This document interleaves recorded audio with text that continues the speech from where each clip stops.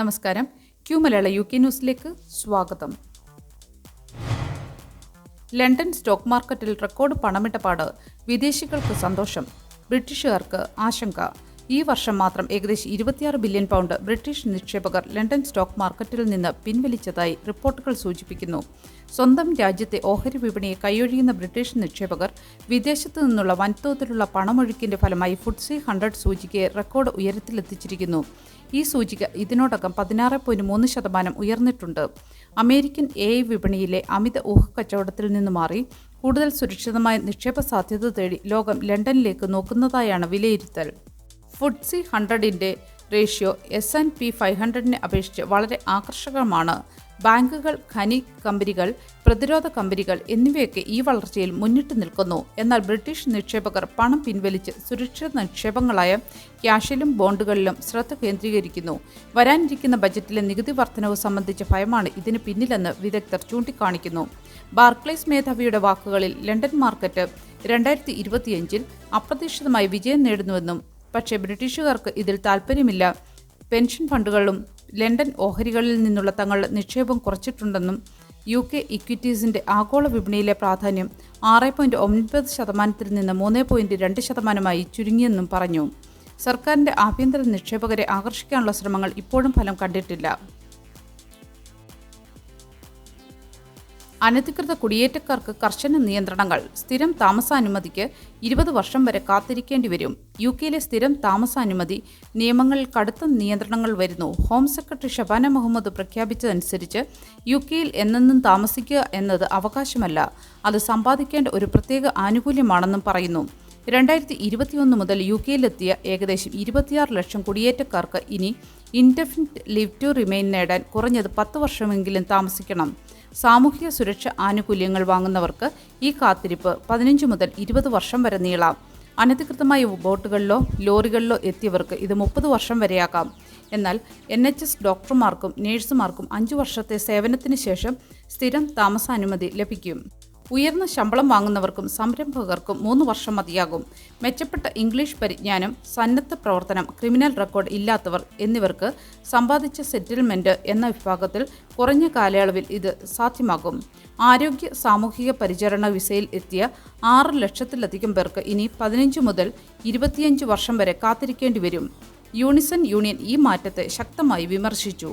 Covid കാലത്ത് ജീവൻ പണയം വെച്ചവരെ ഇങ്ങനെ ശിക്ഷിക്കരുതെന്നും ഈ നിയമം 2026 വസന്തകാലം മുതൽ നിലവിൽ വരും.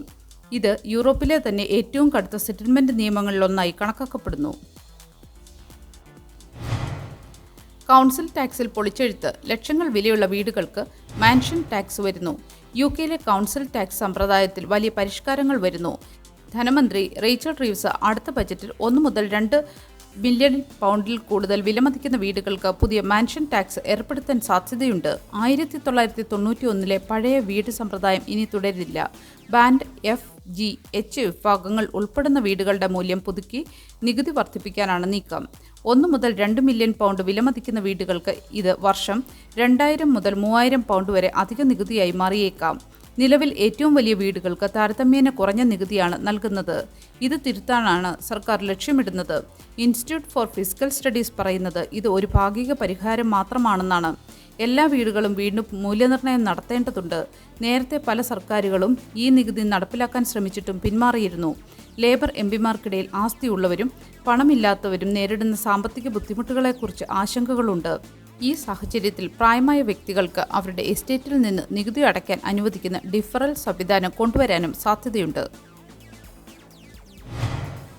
Medway falcons intermediate badminton tournament വിജയികൾക്ക് ട്രോഫികളും ക്യാഷ് പ്രൈസുകളും. മെഡ്വേ ഫാൽക്കൺസ് ക്ലബിന്റെ ചരിത്രത്തിലെ ആദ്യത്തെ intermediate badminton tournament 2026 March 14 Rochester grammar സ്കൂളിൽ നടക്കും. ഈ ടൂർണമെന്റ് ഇന്റർമീഡിയറ്റ് തലത്തിലുള്ള കളിക്കാർക്ക് മാത്രമായി പരിമിതപ്പെടുത്തിയിരിക്കുന്നു. ടൂർണമെന്റിൽ പങ്കെടുക്കാൻ 35 പൗണ്ട് പ്രവേശന ഫീസ് അടയ്ക്കണം. വിജയികൾക്ക് ഗോൾഡ്, സിൽവർ കാറ്റഗറി ഡിവിഷനുകളിൽ മൊത്തം 500 പൗണ്ടാണ് സമ്മാനത്തുക. ബാഡ്മിന്റൺ രംഗത്ത് തങ്ങളുടെ കഴിവ് തെളിയിക്കാൻ ആഗ്രഹിക്കുന്ന ഇന്റർമീഡിയറ്റ് കളിക്കാർക്ക് ഇതൊരു മികച്ച അവസരമായിരിക്കും. ടൂർണമെന്റിന്റെ വിശദാംശങ്ങൾക്കായി സംഘാടകരുമായി ബന്ധപ്പെടേണ്ടതാണ്. പിന്നോക്കം നിൽക്കുന്ന പ്രദേശങ്ങൾക്ക് കൂടുതൽ ഫണ്ട്, സമ്പന്ന ഗ്രാമപ്രദേശങ്ങൾക്ക് തിരിച്ചടി. വടക്കൻ ഇംഗ്ലണ്ടിലെയും മിഡ്ലാൻഡ്സിലെയും പിന്നോക്കം നിൽക്കുന്ന കൗൺസിലുകൾക്ക് കൂടുതൽ സാമ്പത്തിക സഹായം നൽകാനുള്ള സർക്കാർ തീരുമാനം സമ്പന്ന ഗ്രാമപ്രദേശങ്ങളിൽ പ്രതിഷേധത്തിന് ഇടയാക്കുന്നു. ഓസ്റ്ററിറ്റി കാലഘട്ടത്തിൽ ഏറ്റവും കൂടുതൽ നഷ്ടം സംഭവിച്ച ലെഫ്റ്റ് ബിഹൈൻഡ് പ്രദേശങ്ങൾക്ക് ഇനി യഥാർത്ഥ സാമ്പത്തിക വളർച്ച കൈവരിക്കാനാകുമെന്നാണ് പ്രതീക്ഷിക്കുന്നത്. ഡർഹാം, ലങ്കാഷെയർ, കെന്റ് തുടങ്ങിയ കൗൺസിലുകൾക്ക് കോടികൾ അധികമായി ലഭിക്കും. ലണ്ടൻ കൗൺസിലുകൾക്ക് സാമ്പത്തിക നഷ്ടം സംഭവിക്കുമോ എന്ന ആശങ്കയുണ്ടായിരുന്നുവെങ്കിലും അവസാന നിമിഷം ഡിപ്രിവേഷൻ സൂചികയിൽ വരുത്തിയ മാറ്റങ്ങൾ ഇത് ഒരു പരിധിവരെ ഒഴിവാക്കി. എന്നാൽ ഗ്രാമീണ കൗൺസിലുകൾ ഇതിനെതിരെ രംഗത്ത് വന്നിട്ടുണ്ട്. ഞങ്ങളുടെ നികുതി പണം ദാരിദ്ര്യമുള്ള നഗരങ്ങൾക്ക് നൽകുന്നു. മന്ത്രി അലിസൺ മക്വേവൺ പറയുന്നത് ഇങ്ങനെയാണ്: കുടിയേറ്റക്കാർക്ക് കടുത്ത നിയന്ത്രണങ്ങൾ, ബെനിഫിറ്റ്, പൗരത്വം, താമസം എന്നിവയ്ക്ക് പുതിയ നിബന്ധനകൾ. യുകെയിലെ കുടിയേറ്റ നയങ്ങളിൽ കടുത്ത നിയന്ത്രണങ്ങൾ വരുന്നു. സ്ഥിരം താമസാനുമതി ലഭിച്ചാലും സാമൂഹിക സുരക്ഷ ആനുകൂല്യങ്ങൾ ലഭിക്കില്ലെന്നും പൗരത്വം ലഭിക്കാൻ കൂടുതൽ കാലം കാത്തിരിക്കേണ്ടി വരുമെന്നും പുതിയ നിയമങ്ങൾ പറയുന്നു. അനധികൃതമായി ചെറുബോട്ടുകളിലെത്തിയവർക്ക് താമസാനുമതി ലഭിക്കാൻ 30 വർഷം വരെ ആയേക്കാം. ഹെൽത്ത് ആൻഡ് കെയർ വിസയിലെത്തിയ 6 ലക്ഷത്തിലധികം പേർക്ക് ബെനിഫിറ്റ് വാങ്ങുകയാണെങ്കിൽ പൗരത്വത്തിനായി 25 വർഷം വരെ കാത്തിരിക്കേണ്ടി വരും. എന്നാൽ NHS ഡോക്ടർമാർക്ക് 5 വർഷവും ഉയർന്ന ശമ്പളം വാങ്ങുന്നവർക്ക് 3 വർഷവും മതിയാകും. റെഫ്യൂജി കൗൺസിൽ ഇതിനെതിരെ പ്രതികരിച്ചത് 30 വർഷത്തെ അനിശ്ചിതാവസ്ഥ മനുഷ്യത്വരഹിതമാണെന്നാണ്. യൂണിസൺ യൂണിയനും ആശങ്ക പ്രകടിപ്പിച്ചു. കോവിഡ് കാലത്തെ ഹീറോകളെ ഇങ്ങനെ ശിക്ഷിക്കരുതെന്നും അനധികൃത തൊഴിലാളികളെ പിടികൂടുന്നതിനായി car wash, nail bar, take away കച്ചവട സ്ഥാപനങ്ങളിൽ റെയ്ഡ് നടത്താൻ പുതിയ ടീമിന് £1 മില്യൺ അനുവദിക്കുമെന്നും ബജറ്റിൽ റേച്ചൽ റീവ്സ് പ്രഖ്യാപിച്ചിട്ടുണ്ട്. COP30 ഉച്ചകോടി വേദിയുടെ ഒരു ഭാഗം കത്തിനശിച്ചു. 50,000-ലധികം പ്രതിനിധികൾ പരിഭ്രാന്തരായി പുറത്തേക്ക്. ലോകം ഉറ്റുനോക്കിയ COP30 കാലാവസ്ഥ ഉച്ചകോടി വേദിയുടെ ഒരു ഭാഗം തീപിടുത്തത്തിൽ പൂർണ്ണമായും കത്തിനശിച്ചു. ബ്രസീലിലെ ബെലം നഗരത്തിൽ നടന്നുകൊണ്ടിരിക്കുന്ന ഈ അന്താരാഷ്ട്ര ഉച്ചകോടിയിൽ ചൈന പവലിയന് സമീപം ആരംഭിച്ച തീ നിയന്ത്രണം വിട്ട് മേൽക്കൂരയിലേക്ക് പടരുകയായിരുന്നു.